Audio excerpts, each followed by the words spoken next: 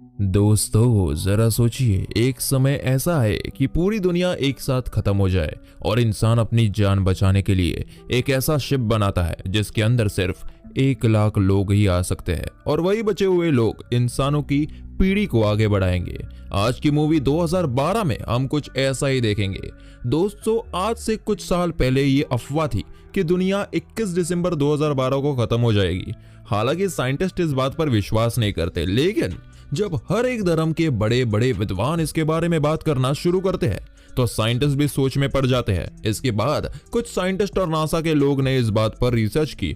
ये कहानी शुरू होती है 2009 से, जहां पर हम ये देखते हैं कि एक अमेरिकन जियोलॉजिस्ट एड्रियन ने भारत में एस्ट्रोफिजिक्स सतनाम से बात की, जिसके बाद उन्हें पता चला कि एक सोलर फ्लेयर पृथ्वी को गर्म कर रही है जिससे पृथ्वी जल्द खत्म हो जाएगी। इसके बाद हम जियोलॉजिस्ट एड्रियन को देखते हैं जो वॉशिंगटन डीसी में जाता है। वो वहां पर जाने के बाद चीफ ऑफ स्टाफ को अपनी सारी जानकारी के बारे में बताता है। चीफ ऑफ स्टाफ एड्रियन के सारी जानकारी के बारे में जानने के बाद उसे यूएस के प्रेसिडेंट के पास ले जाते हैं। इसके बाद हमें 2010 का सीन दिखाया जाता है जहां सभी बड़े बड़े देशों के प्रेसिडेंट्स एक साथ एक सीक्रेट मीटिंग रखते हैं। उन्हें बताया जाता है कि हमारा पृथ्वी जल्द खत्म होने वाली है, जिसके बाद सभी लोग एक सीक्रेट प्रोजेक्ट को शुरू कर देते हैं। इसके बाद चाइना के आर्मी ऑफिसर्स भी अपने मिशन को शुरू कर रहे थे। वो लोग एक बड़ा शिप यानी कि आर्क बना रहे थे। उस आर्क में 1 लाख लोगों को रखा जा सकता था। इस आर्क की टिकट होती है 1 बिलियन यूरो, यानी कि ये सिर्फ उन लोगों के लिए है जो अरबपति है। फिर साल आता है 2012 का, जहां हम एक साइंस फिक्शन राइटर को देखते हैं जिसका नाम जैक्सन था। हम जैक्सन को देखते हैं जो जल्दबाजी में उठता है। दरअसल उसे अपने दोनों बच्चों को कैंपिंग पर ले जाना था। जैक्सन और उसकी पत्नी एक दूसरे से अलग हो चुके हैं, इसलिए जैक्सन के बच्चे उसके एक्स वाइफ और उसके वाइफ के बॉयफ्रेंड के साथ रहते थे। इसके बाद जल्दी से वो अपने एक्स वाइफ के घर जाता है और अपने बच्चों को लेकर उसी जगह पर जाता है जहां पर वो हमेशा जाया करता था। ये एक नेशनल पार्क है। जब जैक्सन और उसके बच्चे वहां पर जाते हैं तो वो नेशनल पार्क को देखने के बाद पूरी तरह से हैरान रह जाते हैं, क्योंकि ये जगह जो एक समय पर हरी भरी हुई करती थी अब वो पूरी तरह से बंजर बन चुकी है। यहाँ पर एक छोटा सा पानी का तालाब भी था और वो भी अब सूख चुका है और उस तालाब में अब बचा कुचा हुआ पानी भी उबल रहा होता है। ये सब देखने के बाद जैक्सन को कुछ भी समझ में नहीं आता। यहाँ पर चारों तरफ रेलिंग भी लगा दी गई थी, जहाँ रेलिंग के उस तरफ जाना कानूनी जुर्म था, लेकिन जैक्सन अपने बच्चों को लेकर उस रेलिंग को फाड़कर उस पर चला जाता है। जिसके बाद वो देखता है कि वहां पर जानवर भी मर चुके हैं। तभी यहाँ पर मिलिट्री की गाड़ी आ जाती है। वो जैक्सन और उसके दोनों बच्चों को वहां से ले जाते हैं, लेकिन तभी हम एक आदमी को देखते हैं जो दूरबीन की मदद से जैक्सन पर नजर रखे होता है। इसके बाद जैक्सन को वहां बने जियोलॉजी डिपार्टमेंट में ले जाया जाता है, जहां पर उसकी मुलाकात एड्रियन से होती है। एड्रियन ने उसकी साइंस फिक्शन वाली किताब पढ़ी होती है। वो जैक्सन से कहता है कि ये जगह सेफ नहीं है, तुम यहाँ से चले जाओ। जिसके बाद जैक्सन को छोड़ दिया जाता है। अब हम उस आदमी को देखते हैं जो दूर खड़ा दूरबीन से जैक्सन को देख रहा था। वो अचानक से जैक्सन के सामने आ जाता है और जैक्सन से पूछता है कि मिलिट्री वालों ने तुमसे क्या कहा। तो वो उस आदमी को कहता है कि मिलिट्री वालों ने उसे सिर्फ इतना ही कहा कि ये जगह सेफ नहीं है और वो लोग यहाँ पर ना आए। अब रात को जैक्सन एक कैंप पर सो रहा था कि तभी अचानक जैक्सन को एक आदमी के बोलने की आवाज आती है। जब जैक्सन उसे पास जाकर देखता है तो उसे पता चलता है कि ये वही आदमी था जो उसे मिलिट्री कैंप के पास मिला था।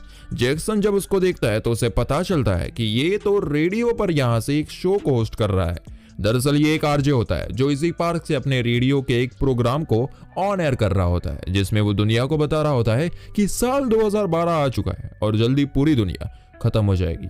ये बात वो जैक्सन को भी बताता है। अब वो कहता है कि अर्थ की प्लेट्स अपनी जगह बहुत जल्दी बदल लेंगी और हमारा अर्थ पूरी तरह से तबाह हो जाएगी, जिसकी वजह से बहुत बड़े बड़े हादसे होंगे और सब कुछ एक साथ खत्म हो जाएगा। लेकिन जैक्सन उसकी बात को नहीं सुनता और वो वहां से चला जाता है। अगले ही दिन हम देखते हैं कि जैक्सन की एक्स वाइफ अपने बॉयफ्रेंड के साथ थी। वो एक मॉल में शॉपिंग कर रहे थे, लेकिन तभी अचानक वहां पर एक खतरनाक भूकंप आ जाता है। जैक्सन की बीवी जैक्सन को कॉल करती है और कहती है कि बच्चों को लेकर वो जल्दी से घर आ जाए। अगले दिन जैक्सन अपने बच्चों को घर पर ले आता है और उसके बच्चों को अपनी एक्स वाइफ के पास छोड़कर खुद काम करने के लिए चला जाता है। जैक्सन दरअसल एक बहुत ही बड़े और रईस आदमी का ड्राइवर था। वो उस आदमी के दोनों बेटों को एयरपोर्ट पर छोड़ने जा रहा था। तभी वहां हम देखते हैं कि कैलिफोर्निया में बहुत बड़ा भूकंप आ जाता है। जैक्सन तुरंत ही वहां से अपने घर जाता है और अपनी फैमिली को बचाने की कोशिश करता है।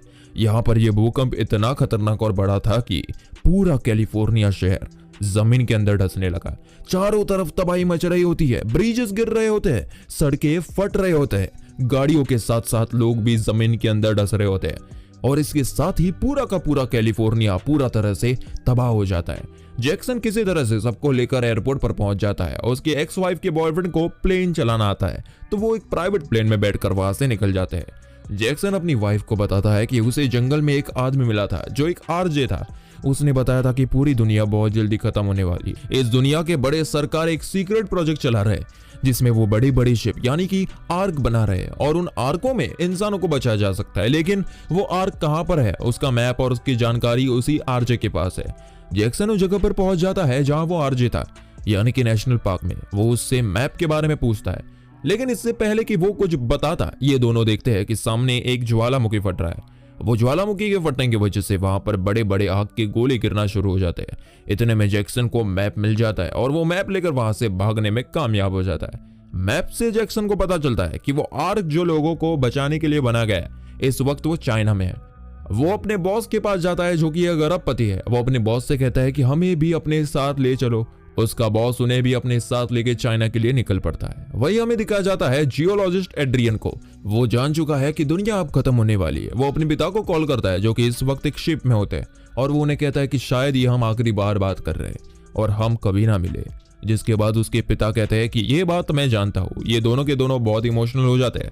वही पूरी दुनिया में भाग दौड़ मच जाती है क्योंकि सभी को पता चल चुका था कि अब दुनिया तो खत्म होने वाली है। और उनकी बात को पुष्टि करने के लिए यूएस के प्रेसिडेंट एक ऑनलाइन कॉन्फ्रेंस करते हैं जिसमें वो सबको बताते हैं कि ये दुनिया पूरी तरह से खत्म होने वाली है और कोई भी उम्मीद में ना रहे क्योंकि यहाँ से किसी को भी रेस्क्यू नहीं किया जा सकता। सबको अपनी जिंदगी के आखिरी वक्त में अपने परिवार और दोस्तों के साथ रहना चाहिए। वही प्रेसिडेंट की बेटी और एड्रियन को दिखाया जाता है जो प्लेन से चाइना की तरफ निकल पड़ते हैं। वही जैक्सन अपने परिवार और बॉस के परिवार के साथ जिस प्लेन में होता है, जिस प्लेन को उसके बॉस ने रेंट पर लिया होता है, उस प्लेन का पायलट पूरी तरह से एक्सपर्ट नहीं होता, जिस वजह से इन्हें बहुत मुसीबतों का सामना करना पड़ता है। लेकिन फिर भी ये किसी तरह से अपनी जान पर खेलकर चाइना के बॉर्डर पर पहुंच जाते हैं। लेकिन किस्मत एक बार फिर इनका साथ छोड़ देती है क्योंकि इनके प्लेन का फ्यूल खत्म हो जाता है और इनका प्लेन क्रैश हो जाता है जिसमें इनकी पायलट की जान चली जाती है। जिसके बाद सबके सभी जगह पर फंस जाते हैं। तभी यहाँ पर चाइना आर्मी के हेलीकॉप्टर आ जाते हैं जो इनके पास आते हैं। दरअसल जैक्सन का जो बॉस होता है उसके और उसके परिवार के लिए उसके पास टिकट्स होती है, इसलिए उसे आर्क में आने की इजाजत मिल जाती है। लेकिन जैक्सन और उसकी फैमिली को मना कर दिया जाता है। पर तभी यहाँ पर एक टाइबेटियन लड़का आता है जो इस पूरे प्रोजेक्ट में शामिल था, यानी कि जब आर्क बनाया जा रहा था तो वो भी उसका हिस्सा था। वो जैक्सन और उसके परिवार को एक सीक्रेट रास्ते के थ्रू आर्क के पास ले जाता है। वही दूसरी तरफ जियोलॉजिस्ट एड्रियन कंप्यूटर स्क्रीन पर देख रहा होता है कि धरती पूरी तरह से खत्म होने की कगार पर है। दुनिया के बड़े बड़े हिस्से खत्म हो चुके हैं। यूएस के प्रेसिडेंट भी एक भूकंप में मारे जाते हैं। साथ ही एड्रियन के पिता जो बीच समुद्र में बहुत बड़े शिप में होते हैं, वहां पर एक बहुत बड़ी सुनामी आ जाती है और वो सुनामी उस शिप को निगल जाती है और एड्रियन के पिता अपनी जान गंवा देते हैं। साथ ही एड्रियन को यह भी पता चलता है कि उसका हिंदुस्तानी दोस्त सतनाम, जिसने सबसे पहले इस होने वाले हादसे के बारे में बताया था, उसे और उसके परिवार को रेस्क्यू करने के लिए जो टीम गई थी वो सतनाम तक नहीं पहुंच पाई और वो और उसका परिवार पूरी तरह से सुनामी में मारा गया। वही जैक्सन अपने परिवार और अपने बॉस के परिवार के साथ उस जगह पर पहुंच जाता है जहां पर आर्क है। लेकिन आर्क के दरवाजे अब बंद हो चुके हैं। यहाँ बाहर बहुत सारे लोग होते हैं जो सबके सब अंदर जाना चाहते हैं। जैक्सन के बॉस अंदर जाने की ग्रीन कार्ड को आर्मी को दिखाते हैं, लेकिन उन्हें अंदर जाने नहीं दिया जाता क्योंकि 28 मिनट के अंदर यहाँ पर खतरनाक सुनामी आने वाली है जिससे कि पूरे आर्क जो इस वक्त चट्टानों के ऊपर है वो पानी के अंदर समा जाएगा। लेकिन अंदर एड्रियन भी होता है। वो कहता है कि हमें इंसानियत को नहीं भूलना चाहिए, हम सबको अंदर बुला लेना चाहिए। सभी लोग इसकी बात मान जाते हैं और दरवाजे खोल दिए जाते हैं, जिसके बाद सबके सब अंदर आने लगते हैं। इसी भाग दौड़ में जैक्सन की बीवी का जो बॉयफ्रेंड होता है वो भी मारा जाता है। जैक्सन किसी तरह से अपने परिवार को एक खुफिया रास्ते से अंदर ले आता है, पर तभी हमें दिखाया जाता है कि वो आर्क का दरवाजा बंद नहीं हो रहा। दरअसल उसकी गियर में एक बहुत बड़ी मोटी वायर फंस गई होती है जिस वजह से वो बंद नहीं हो रहा होता है। एड्रियन हाइड्रोलिक चेंबर की तरफ भागता है, लेकिन काफी देर हो चुकी थी क्योंकि अब पानी अंदर आ चुका था, इसलिए एड्रियन गियर को रिपेयर नहीं कर पाता।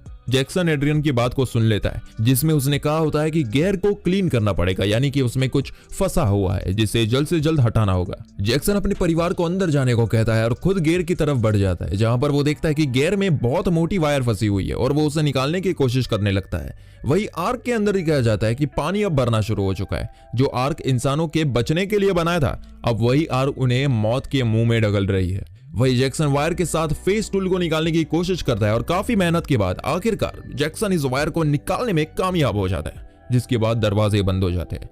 और अब दरवाजे बंद होने के बाद आर्क पानी में बहना शुरू हो जाता है। हालांकि इनके आर्क को एवरेस्ट के पहाड़ों के आसपास बनाया गया होता है, जो कि बहुत ऊंची है, लेकिन अब पानी इतनी ऊंचाई तक भी आ चुका है, जिस वजह से इनका आर्क पानी में बहना शुरू हो जाता है। इस बात से हमें समझ में आता है कि अगर पानी का स्तर यहाँ तक पहुंच चुका है तो बाकी की बची हुई दुनिया पूरी तरह से पानी में समा चुकी है। पर आर्क के अंदर अभी भी चीजें पूरी तरह से ठीक नहीं हुई होती है। इनका आर्क इनके कंट्रोल में नहीं होता, वो पानी में बह रहा होता है। और तभी ये देखते हैं कि इनका आर्क एवरेस्ट से टकराने वाला होता है। पर इससे पहले कि ऐसा होता, आर्क इनके कंट्रोल में आ जाता है और अब इनका आर्क फिर से पानी में बहना शुरू हो जाता है। और इसी तरह इनका आर्क 1 साल 1 महीने और 27 दिनों तक पानी में बहता रहता है।